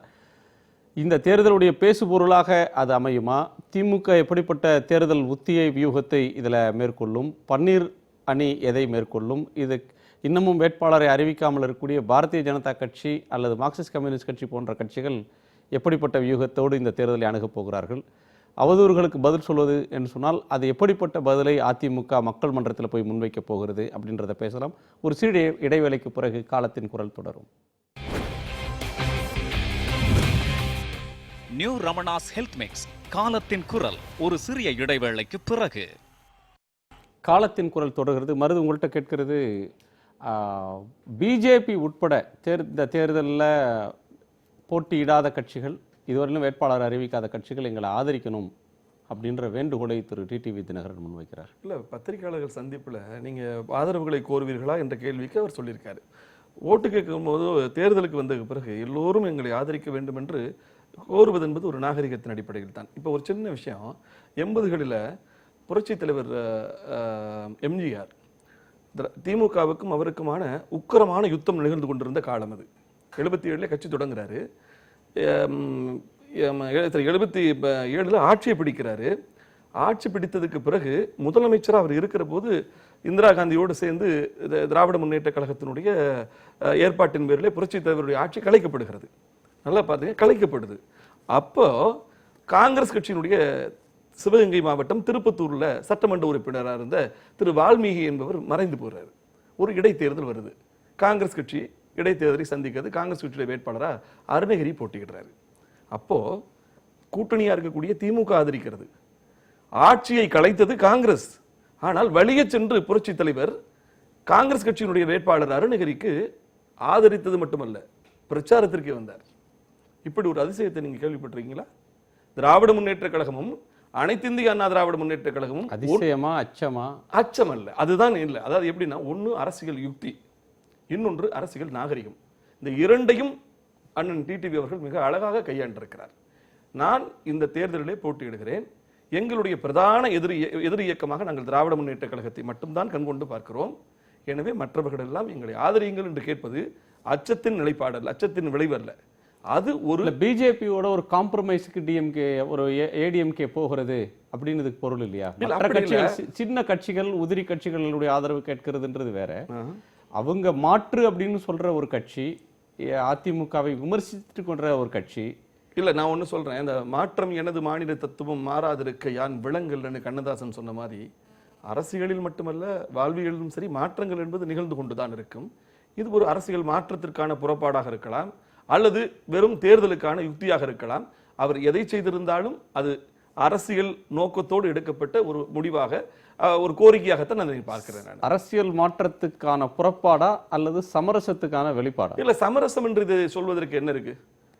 சமரசம் என்று சொல்வதற்கு அப்படி பார்த்தா நாங்கள் சந்தேகிக்கிறோம். என்னுடைய சந்தேகம் தனிப்பட்ட ரீதியா, இந்த ஆளுநருடைய காலதாமதப்படுத்தினிலிருந்து, பொன்னாருடைய கருத்திலிருந்து, ஓபிஎஸ் வாக்கெடுப்புல தோத்த உடனே வீட்டுக்கே போய் எச் ராஜா ஆறுதல் சொன்னது வரையும் அதிமுகவினுடைய நிலைப்பாட்டுக்கு மிக எதிரான ஒரு நிலையை பாஜக எடுத்தது என்றுதான் நான் கடுமையாக விமர்சித்திருக்கேன். இவர் தியானத்துக்கு போன போதே நான் ஒரு பல மேடைகளில் சொன்னேன், இவரை அம்மாவின் ஆவி வழிநடத்தவில்லை, அம்மாவுக்கு அறவே பிடிக்காத காவிதான் வழிநடத்துகிறது என்று நானே சொல்லியிருக்கேன். ஆக அந்த நிலைப்பாட்டிலிருந்து இப்பொழுது அவர்களும் மாறி இருக்கலாம், எங்களுக்குள்ளும் ஒரு மாற்றம் நிகழலாம். இதை காலம்தான் தீர்மானிக்கும். கத்திரிக்காய் முத்துனா கடைத்தெருவுக்கு வந்துறது மாதிரி வரும். இன்னொன்னு, நண்பர்கள் எல்லாம் சொன்னீங்க, இந்த சின்னத்தை பத்தி பேசுனீங்க. என்னை பொறுத்தவரை ஆட்சியை முடக்க நினைத்தவர்கள் அவமானப்பட்டார்கள். இப்பொழுது சின்னத்தையாவது முடக்கலாமா என்று சில்லித்தனமாக முயற்சிக்கிறார்கள். பூக்களுக்கும் புன்னகையை கற்றுத்தந்த பொன்மனச்செம்மல் புரட்சி தலைவருடைய எம்ஜிஆரின் நூற்றாண்டு நடந்து கொண்டிருக்கிறது. அவர் பிறந்த நூற்றாண்டு. புரட்சி தலைவி அம்மா சட்டமன்றத்தில் எனக்கு பின்னாலும் 1000 ஆண்டுகள் இந்த ஆட்சி நடக்கும், இந்த இயக்கம் ஆளும் என்று சூளுரைத்து போனார். அதையெல்லாம் மறந்துவிட்டு நேற்று மறந்துவிட்டு இந்த சின்னத்தை முடக்க வேண்டும் என்று ஒருத்தர் நினைத்தார்கள். ஆனால் 1.5 கோடி தொண்டர்களால் இவர்கள் காரி உமிழப்படுவார்கள். அது மட்டுமல்ல, இன்னும் ஒன்ன சொல்றேன், கமலஹாசன் இல்ல, ஜெயலலிதா அவர்களுடைய ஆட்சி தொடரணும் ஏதாவது 1000 ஆண்டு காலத்துக்கு எங்க ஆட்சி தொடரணும் அப்படின்னு சொன்னதை இவங்க வந்து தொடரக்கூடாதுன்னு நினைக்கல, அந்த ஆட்சி எங்கள் தலைமையில தொடரணும். எப்படி சாத்தியமே இல்லாத ஒன்றுக்கு இவர்கள் முன்னின்று நடத்தியதெல்லாம் என்ன நினைத்தார்கள் தெரியுமா? என்ன நினைத்தார்கள் தெரியுமா? எனக்கு கிடைக்காதது யாருக்கும் கிடைக்கக்கூடாது, நான் என்னை முதலமைச்சராக இல்லை நிராகரிக்கப்பட்ட இந்த ஆட்சி போய்விடும் என்றுதான் இவர் நினைத்தார். இன்னொன்னு சொல்லுறீங்க, சமீபத்துல கமலஹாசன் ஒரு பேட்டியில சொல்லியிருக்கார், விஸ்வரூபம் படத்தினுடைய அதற்கு தடை போட்டது அன்றைக்கு ஆட்சியாளர்கள் தான் என்று யாரை சொல்கிறார்? அம்மாவை சொல்கிறார். வங்கத்து குடலோரம் உறங்குகிற தாய் எழுந்து வந்து புரடியில் தட்டமாட்டாரு அப்படின்ற ஒரு நம்பிக்கையில அவர் சொல்றார். அம்மா இறந்ததற்கு பிறகு இவ்வளவு காலம் கழிச்சு சொல்றார். சொன்ன உடனே அதிமுகவிலிருந்து வைகை செல்வன் பதில் சொல்றார், முதலமைச்சர் பதில் சொல்கிறார். அம்மாவை பழித்த உடனே ஆவேசம் பொங்கி எழுகிறது இவர்களுக்கு. இன்று வரை இந்த மௌனசாமியார் தியான பீடம் பதில் சொன்னாரா? அப்பொழுது என்ன, இவர்களுக்கு அம்மா மீது பக்தி இல்லை, இந்த இயக்கத்தின் மீது பற்று இல்லை, இரட்டைகளை மீது பற்று இல்லை, இந்த இயக்கம் அழிந்தாலும் பரவாயில்லை, இவர்களை பொறுத்தவரை சின்னத்தை இரட்டைகளை வைத்து நீங்க ஆதாயம் அடையணும் அல்லது நீங்க வெற்றி பெறணும் அப்படின்றது அவங்க எப்படி உடந்தையா இருக்கணும்னு எதிர்பார்க்கறீங்க? அரசியல் ரீதியாக முரண்பட்டுட்ட பிறகு எதிர்நிலை தான் எடுப்பாங்க. ஒண்ணே குணசாமி, கண்ணன் என்கிற சாரதியை சேர்ந்த போது கௌரவர்கள் பாண்டவர்கள் வாழ்ந்தார்கள், சகுனியை சார்ந்தவர்கள் அழிந்தார்கள். டிடிவி தினகரனால் அழைத்து வரப்பட்ட போது பச்சையா இருந்த பன்னீர்செல்வம் விசுவாசியா இருந்தாரு. இன்றைக்கு சேராத இடம் சேர்ந்து கூடாத இடம் கூடி இன்றைக்கு இந்த கட்சியை அழிப்பதற்கு கோடாரி காம்பாக மாறி இருக்கிறார். அதாவது சூர்ப நகைன்றவங்க மூக்க வெட்டினதுனால தான் ராமாயணம் உருவாச்சு. ஏன்னா இவர் ரொம்ப, எனக்கு அந்த அளவுக்கு கற்பனை கதை இதெல்லாம் நாலேஜ் இல்ல, பட் எனக்கு ஒரு பாயிண்ட் தெரியும், சூர்ப நகையோட அரசியல்வாதம் பண்றோமா கதாகாலட்சேபத்துல இருக்கமான்னு தெரியல. ராமாயணம் உருவாச்சு அந்த சூர்ப நகை தான் நம்ம கமலஹாசன் வந்து கற்பனை இல்ல, கமலஹாசன் சொன்னதுக்கு கற்பனை இல்ல, அவர் சுமத்திய குற்றச்சாட்டு கற்பனை இல்ல. தமிழ்நாட்டின் முதலமைச்சர் எடப்பாடி பழனிசாமி சேலத்திலே காட்டமாக பதில் சொன்னது கற்பனை அல்ல, வைகை செல்வன் மறுப்பு தெரிவித்தது கற்பனை அல்ல. ஆனால் இவ்வளவு நடந்ததற்கு பிறகும் ஒரு வார்த்தை கூட பேசாமல் மௌனமாக இருப்பது கற்பனை இல்லை. அவர் பேசாம தான் இருக்காரு. ஏன் அம்மா மீது எங்கே போனது பற்று? ஆக இவர்களை பொறுத்தவரை இன்றைக்கு ஒரே ஒன் பாயிண்ட் அஜெண்டா, சின்னத்தை முடக்கணும். அது முடியாதுங்க, நடக்காதுங்க. பச்சிலையாம் இரட்டைகளை இந்த சின்னம் சாதாரணப்பட்ட சின்னம் அல்ல, இது பல சூழ்ச்சிகளை வென்றெடுத்த சின்னம். இன்றைக்கு நடக்கிற அரசியல் சூழ்ச்சிகளை வென்றெடுத்து காட்டும். ஆர்கே நகரின் பொறுத்தவரை அனைத்து இந்திய அண்ணா திராவிட முன்னேற்ற கழகத்தினுடைய தொண்டர்கள் ஈக்குவல் சான்சஸ் கொடுக்கணும். ஒரு மிக சரியான பதிலை கொடுக்கவே இல்லைங்க. கதை கவிதை கற்பனை எல்லாம் பேசிட்டே இருக்காரு. அந்த ராமாயணத்துல சூர்பனகையோட மூக்க வெட்டினதுனால தான் ராமாயணமே தோன்றுச்சு. நாங்க அதே ராமாயணத்துல உள்ள கேரக்டர் தான் சீதா தேவி. அவங்கள நம்ம சாமியா நினைச்சு கும்பிடுறோம், அங்க வந்து வில்லியா நினைக்கிறோம். அந்த சூர்பனகைய அந்த வில்லி தான் நம்ம சசிகலா நினைக்கிறோம். ராமசீதான் ஒரு போலி டாக்டர் ஏற்பாடு செய்து நான் பேச மாட்டேன். ராமசீதான் ஒரு போலி டாக்டர் ஏற்பாடு செஞ்சு அழகா ஒரு தினகரனை வச்சு நான் ரெண்டு தினகரனை வச்சு நான் அம்மா சசிகலாவோட டிஃபரன்ஸ் சொல்றேன் பாருங்க. அம்மாவை பொறுத்த வரைக்கும் விஸ்வாசி இல்ல தினகரன், சசிகலாவை பொறுத்த வரைக்கும் விஸ்வாசி. அம்மாவை பொறுத்த வரைக்கும் தினகரன் எதிரி, சசிகலாவை பொறுத்த வரைக்கும் அக்கா மகன். அம்மாவை பொறுத்த வரைக்கும் பாராளுமன்றத்துக்குள்ள விடல இவங்க, 2007ல அம்மா விடல, இவங்க 2017ல சட்டமன்றத்துக்குள்ள விட பாக்குறாங்க. புரியுதுங்களா? அம்மாவை பொறுத்த வரைக்கும் வெளியேத்துனாங்க, இவங்க உள்ளேத்துறாங்க. அம்மாவை பொறுத்த வரைக்கும் துரோகி, இவங்களை பொறுத்த வரைக்கும் விஸ்வாசி. அம்மாவை பொறுத்த வரைக்கும் அப்போலோ ஹாஸ்பிட்டல்ல இப்படி நாராம், அம்மாவை பார்த்துட்டு தினகரனை பார்த்துட்டு அம்மா இப்படி இல்ல வராத போ அப்படின்னு தான் சொல்லியிருப்பாங்க நான் நினைக்கிறேன். சரிங்களா? அவர் உள்ளே வரலன்ட்டாங்க. எங்க ஆளுங்க எல்லாம் கேட்டேன் நான், ஐயோ அவர் உள்ளவே வரல, பொய் அப்படின்னாங்க. அதுக்கப்புறம் அம்மாவை பொறுத்த வரைக்கும் வெளியே போன்னு சொன்ன குடும்ப அரசியல் வேண்டானாங்க. இவங்க அம்மா சசிகலா குடும்ப அரசியல் வேணும்ன்றாங்க. அம்மாவோட ஆத்மா சாந்தி அடையாது இவர் வேட்பாளரா இருந்தா, அம்மா சசிகலாவோட ஆத்மா மனசாட்சி நிம்மதியா இருக்கும் இவர் வேட்பாளரா இருந்தா. இதுதாங்க டிஃபரன்ஸ். இதுதான் தேர்தல் களத்துல போய் பேச போறீங்க. ஆமா, அதுதான் உண்மையை தாங்க பேச போறோம். அதே மாதிரி நம்ம அண்ணன் சொன்னாரு, ஊரு ரெண்டு பட்டா கூத்தாடிக்கு கொண்டாட்ட மாதிரி நாங்க ரெண்டு பேரும் அடிச்சுக்கிறோமா, அதனால இவங்களுக்கு வெற்றி வந்துருச்சா. திமுக எப்படிங்க வெற்றி வரும்? நான் சொல்றேன் கேளுங்க, இவரு சந்திர சிந்து பாட பாக்குறாங்க திமுக காரங்க. யாரோட ஆட்சி? அண்ணன் தமிழ்ச்செல்வி அவர்களுடைய கருத்து, தமிழ்ச்செல்வி கருத்துப்படி திமுக வெற்றி பெற போறது இல்ல, அதிமுக வெற்றி பெற போறது இல்ல, நாளை காலைல பன்னீர் அறிவிக்கிற வேட்பாளர் தான் தமிழ்நாட்டில் வெற்றி பெற போறார். பாருங்க, அதுக்கப்புறம் ஒரே ஒரு சின்ன பாயிண்ட் அண்ணன் சொன்னாரு, வந்து இவங்க எல்லாம் சண்டை போட்டுக்கிறாங்க, அதனால இதுலயே தெரிஞ்சு போச்சு திமுக தான் அப்படின்னு தெரிஞ்சிருச்சு அப்படி இப்படின்னு இருந்தாரு. சாமானிய மனிதர் வந்துட்டாரு. நீங்க முரண்படவே இல்லையா? 4 வருஷம் அம்மாவோட ஆட்சி இருக்கு, மக்கள் என்ன சும்மாவா? 4 வருஷம் ஆட்சியே அம்மாவோட ஆட்சி அம்மாவோட விசுவாசிக்கு தான் கொடுப்பாங்க மக்கள். Just like that DMK cannot enter into it. இல்ல இது 4 வருஷம் ஆட்சி தீர்மானிக்கிற தேர்தலா? ஒரு எம்எல்ஏ வந்து எதனால இது போச்சு? எதனால இடைத்தேர்தல் வந்து இப்ப பன்னீர்செல்வம் மணி ஜெயிச்சிட்டாங்கன்னா நீங்க என்ன அதிமுக ஆட்சி உங்க ஆட்சி வந்துற போதா? வருங்க, கண்டிப்பா வருங்க. ஆர்கே நகர்ல நீங்க ஜெயிச்சிட்டா வந்து உங்க ஆட்சி வந்துரும். வருங்க, எல்லாரும் எங்க பக்கம் வருவாங்கங்க. வருங்க, மக்கள் சக்தி எங்க பக்கம் இருக்குங்க. ஏன் வராம போகும்? ஏன் மக்கள் சக்தி இருக்குன்னு ஆரம்பத்துல சொல்றீங்க, அந்த 122 பேர் வரலையே உங்க பக்கம். எப்படி வருவாங்க? அவங்கள தானே இவங்க சித்திரவதை பண்ணில கூட்டி போய் அவங்க ஓட்டு போட வச்சாங்க. அதாவது இப்போ இவங்க ஜெயிச்சிட்டாங்கன்னா அந்த அணியில் இருக்கவங்க எல்லாம் வந்துருவாங்க. அப்ப தினகரன் ஜெயிச்சிட்டாருன்னா இவங்க அணியில் இருக்கவங்க எல்லாம் அங்கே போயிடுவாங்களா? இது என்ன எனக்கு அரசியல்னு எனக்கு ரொம்ப நீங்க தான் சொல்லணும். இவங்க 2 பேரும் இல்லாம தீபா ஜெயிச்சிட்டாங்கன்னா தீபா அன்னைக்கு இவங்க 2 பேரும் போய் சேர்ந்துருவாங்கன்னு அர்த்தம்.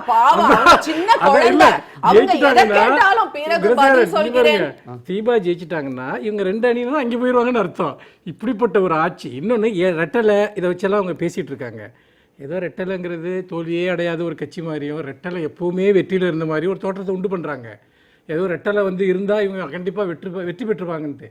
இதே இரட்டை இலையோடு எத்தனை முறை அதிமுக தேர்தலில் தோற்றிருக்கிறது என்பதை நீங்கள் மறந்துவிடக்கூடாது. சின்னம்ங்கிறது தனியாக அதுக்கு ஒரு ரோல் கிடையாது சார். என்ன தலைமை இருக்கிறது, கட்சி எப்படி செயல்படுகிறது, ஆட்சி எப்படி செயல்படுகிறது, இதோடு சேர்ந்துதான் சின்னத்திற்கு ஒரு மதிப்பு இருக்கிறது. வெறும் சின்னத்திற்காக மட்டுமே மக்கள் வாக்கு லாயல் ஓட்டர்ஸ் அப்படின்றவங்க உதயசூரியனை தவிர நான் வேற ஒரு சின்னத்துக்கு ஓட்டு போடல, இரட்டை இலையை தவிர வேற ஒரு சின்னத்துக்கு ஓட்டு போடல நான் வாழ்நாள்ல அப்படி சொல்றவங்க இன்னமும் தமிழ்நாட்டுல நிறைய பேர் இருக்காங்களே. அது உங்களுக்கும் தெரியும். அது எந்த காலகட்டம் நீங்க பாருங்க. இன்றைக்கு நேற்று இருந்த அரசியல், ஒரு 10 ஆண்டுகளுக்கு முன்பு இருந்த அரசியல் சூழல் இன்றைக்கு இருக்கிறதா? மக்கள் எல்லாரும் நேரடியாக அரசியல் விவாதங்களை பார்க்கிறார்கள், அரசியல் விவாதங்களில் பங்கெடுக்கிறார்கள், சமூக வலைத்தளங்களில் தங்களுடைய கருத்துக்களை பதிவு செய்கிறார்கள். எல்லா மட்டத்திலும் ஒரு கண்மூடித்தனமான ராயல்டி என்பது மறைந்து கட்சியினுடைய பெர்ஃபார்மன்ஸ் என்ன என்பதை மக்கள் பார்க்கிறார்கள். ஏனென்றால் மக்கள் பெருமளவிற்கு இன்றைக்கு பொலிட்டிசைஸ் ஆகி இருக்கிறார்கள். அவர்கள் வெறுமனே கண்மூடித்தனமான வழிபாட்டின் அடிப்படையில் மட்டும் இருக்கிற காலம் போய் எந்த கட்சிக்கு வாக்களிக்கலாம், எந்த கட்சிக்கு வாக்களிக்க வேண்டாம் என்பதை ஒரு சிந்திக்கக்கூடிய ஒரு படித்த தலைமுறையினர் இன்றைக்கு உருவாகி இருக்கிறார்கள். சின்னம் மட்டுமே முக்கிய பாத்திரத்தை வகித்த ஒரு காலம் உண்டு, சின்னத்திற்கு ஒரு ரோல் உண்டு. ஆனால் அது 10 வருடங்களுக்கு முன்பு அரசியல் மயப்படுத்தப்பட்டிருக்கிறாங்க, இளைஞர்கள் அரசியல் விழிப்பு பெற்றிருக்கிறாங்கன்னு சொல்றீங்க. ஒரு தலைமுறை உருவாகி இருக்குன்னு. இதெல்லாம் கடந்த மே மாசம் தேர்தலுக்கு பிறகா இந்த தலைமுறை உருவாச்சு? இந்த அரசியல் விழிப்புலாம் கடந்த 6 மாசத்துக்கு முன்னாடி இல்லையா? இல்லை. அதாவது நிச்சயமாக போன தேர்தலில் நீங்கள் நினைத்து பாருங்கள், அதற்கு முந்தைய தேர்தலில் திராவிட முன்னேற்றக் கழகம் பெற்ற வாக்குகளிலிருந்து எவ்வளவு தூரம் முன்னேறி வந்தது என்பதையும், கிட்டத்தட்ட ஆளும் கட்சிக்கும் எதிர்க்கட்சிக்கும் இடையே 1% வாக்கு வித்தியாசம் தான் இருந்தது என்பதையும், இந்தியாவிலே இல்லாத அளவுக்கு ஒரு மிகப்பெரிய எதிர்க்கட்சியாக திமுக வந்தது என்பதையும், இந்த காலமாற்றத்தினுடைய அடிப்படையில் உருவான ஒரு விஷயம். அன்றைக்கு ஒன்றுபட்ட அதிமுக இருந்தது, ஜெயலலிதாவினுடைய தலைமை இருந்தது. இன்றைக்கு ஜெயலலிதா அவர்களுடைய தலைமை இல்லை, ஒன்றுபட்ட அதிமுக இல்லை. இந்த ஆட்சியின் மீது அடுக்கடுக்கான குற்றச்சாட்டுகள் இருக்கின்றன. இந்த சூழ்நிலையில் சின்னம் இருந்தால் ஏதோ அவர்கள் வெற்றி பெற்று விடுவது போன்றும், சின்னம் இல்லாவிட்டால் தான் பிரச்சனை என்று இவர்கள் பேசிக் கொண்டிருக்கிறார்கள். இவர்கள் இரட்டை இலையிலேயே நின்றாலும் சரி, இரட்டை இலை இல்லாவிட்டாலும் சரி, ஆர்கே நகரில் அவருடைய தோல்வி என்பது உறுதி செய்யப்பட்டு விட்டது. அதாவது சின்னத்தை பத்தி சொல்லும்போது அது ஒரு முக்கியத்துவம் இல்லைன்ற மாதிரியான சகோதரர் சொன்னாரு. பழைய முக்கியத்துவம் இப்ப கிடையாது. அதுக்கு ஓடி வருகிறான் உதயசூரியன் ஹனிஃபா வச்சு பிரத்யேக பாடல்கள் எல்லாம் வெளியிட்ட இயக்கம் தான் திமுக. சின்னம் எவ்வளவு முக்கியமானது என்பது எப்படின்னா, கடவுளை வந்து பிள்ளையாரை வந்து பெருச்சாளியின் உருவத்துல பார்க்குற ஒரு சமூகம் உண்டு, மயிலின் வடிவத்துல இறைவன் முருகனை பார்ப்பது உண்டு, மேலே சுத்திட்டு இருக்க கருடனை பார்த்து பெருமாளை பார்த்தேன்னு கும்பிடுறது உண்டு. அதுபோல 1.5 கோடி தொண்டர்களுக்கு அவர்கள் உளமாற நேசிக்கிற தலைவர்கள் அடையாளம் காட்டிய சின்னம் என்பது நான் சொன்ன இந்த இறைபக்தியோடு தொடர்புடைய விஷயங்கள். அது சின்னத்துக்கு அப்படியான ஒரு புனிதத்தை ஏற்றதுல எனக்கு புனிதத்தை ஏற்ற நான் சொல்லவில்லை, அப்படி இல்லை, சிக்கல் இருக்கு. இல்ல எப்படி நான் டெல்லியில இப்ப நீங்க வந்து பாமகவுக்கு யானை சின்னம் இருந்தது, ஒரு தேர்தலில் மாதிரி அவங்களுக்கு மாங்கனி சின்னம் வந்தது.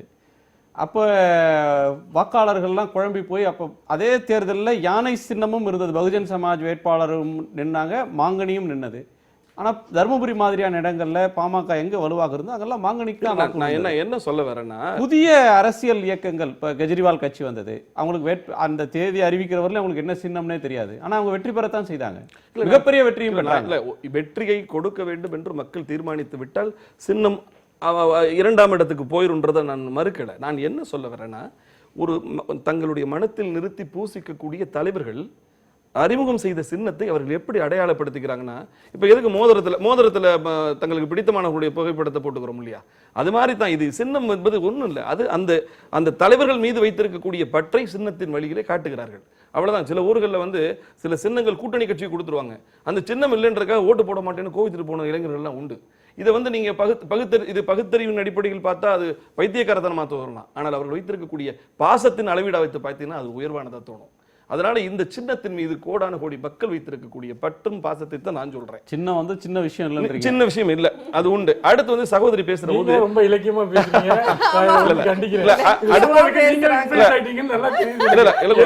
பேச ஆரம்பிச்சிட்டீங்க. அடுத்து வந்து சகோதரி சொன்னாங்க இந்த ராமாயணத்தை பத்தி சீதாவை சொன்னாங்க. நான் எனக்கு என்ன வேணா, ஒரு இந்த சீதாங்கிறது வந்து ராம சீதான்னு ஒரு அம்மா வந்துச்சுல்ல, அம்மாவை கொண்டு வரும்போது பிணமாக கொண்டு வந்தார்கள் ஒரு அவதூறத்தை கொண்டு வந்தாங்க. சரியா? இல்லை, நம்ம கோவில் திருவிழாவை விட்டு வெளியே வருவோம், கடவுள்களை விட்டு வெளியே வருவோம், ஜனங்களை பார்ப்போம், ஜனங்களின் பாடுகள் என்ன, ஜனங்களின் பிரச்சனைகள் என்ன.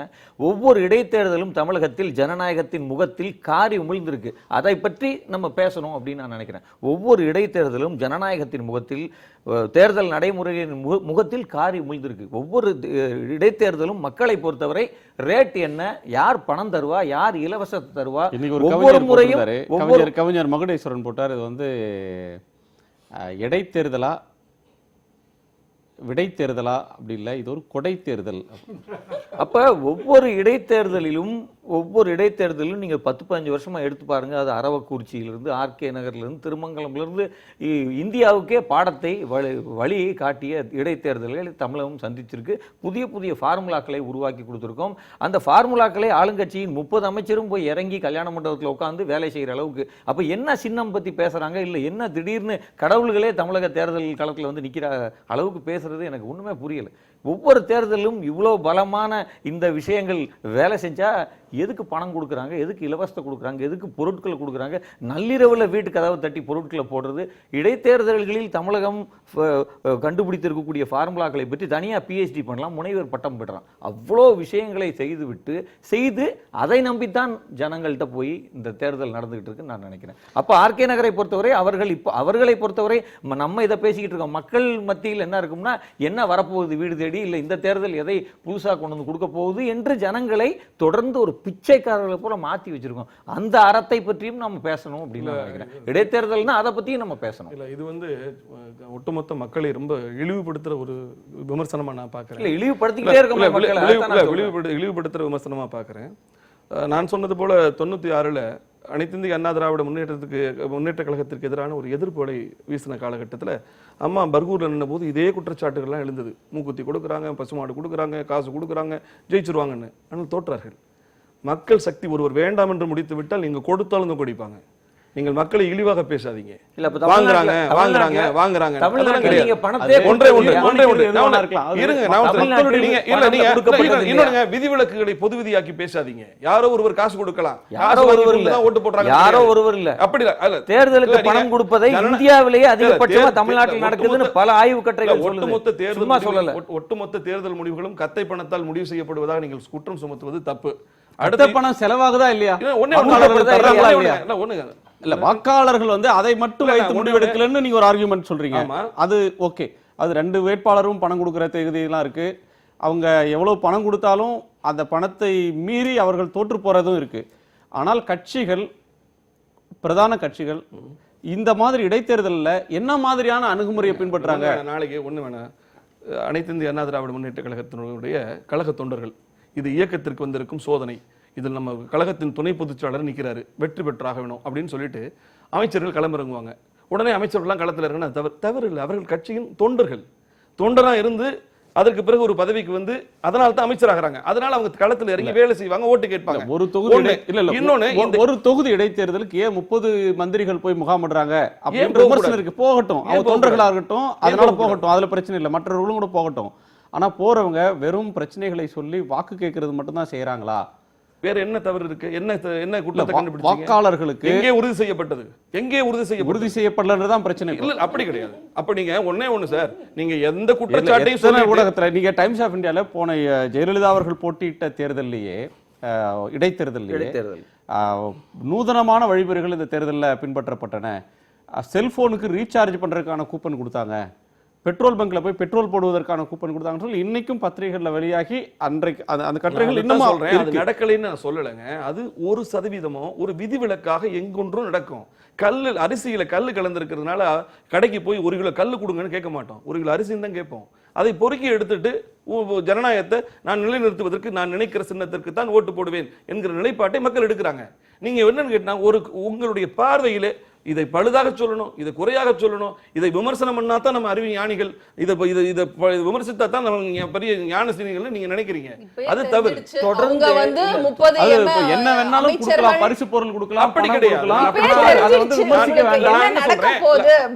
அதனை தேர்தல் ஆணையம், அதற்கென்று ஒரு தேர்தல் ஆணையம் இருக்கிறது, அவர்கள் விழிப்போடு இருந்து தேர்தல் ஆணையத்தையும் விமர்சிக்கிறோம் சார். தேர்தல் ஆணையம் விமர்சனம் தப்பென்று சொல்லவில்லை.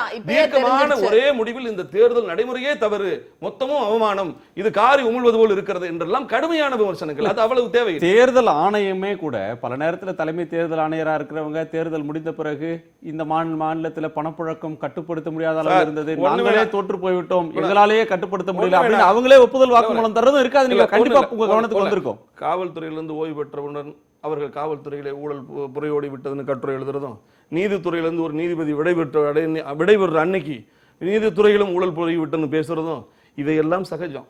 இவர்கள் இருக்கிற போது என்ன செய்தார்கள் என்பதை விட இல்ல அப்படி எந்த தேர்தலும் அப்படி சொல்லல, அப்படி சொல்லல.